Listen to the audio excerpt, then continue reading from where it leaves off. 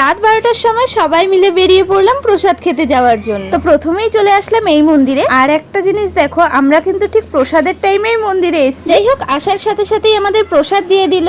আর ফল প্রসাদের পাশাপাশি জন্মাষ্টমীর অনুষ্ঠান মানেই কিন্তু মালপোয়া, তালের বড়া, লুচি, সুজি, তো সেই রকমই দেখো সবকিছুই দিয়ে দিয়েছে। তো এই মন্দিরের প্রসাদ নেওয়া তো আমাদের মোটামুটি কমপ্লিট। তো চলো এবার অন্য মন্দিরে যাওয়া যাক। আমাদের বাবাজির মন্দিরের অনুষ্ঠান এখনো শেষ হয়নি বলে দেখো আমরা এখানে দাঁড়িয়ে তালের বড়া আর ওই প্রসাদগুলো খাচ্ছিলাম। তো তারপরে আবার চলে আসলাম আমাদের বাবাজির মন্দিরে। প্রতিবারের মতো দেখো এবছরেও মন্দিরটা কি সুন্দর বেলুন দিয়ে সাজিয়েছে। এই যে দেখো আমাদের রাধা গোবিন্দ, কি সুন্দর লাগছে তাই না?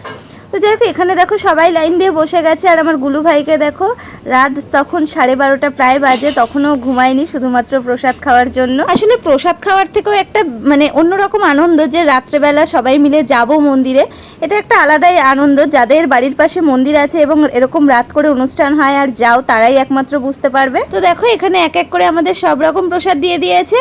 তো আজকের ভিডিওটা এই পর্যন্তই। কেমন লাগলো অবশ্যই কমেন্ট করে জানিও, ভালো লাগলে লাইক, কমেন্ট এন্ড শেয়ার করে দিও। তো চলো দেখা হবে নেক্সট ভিডিওতে।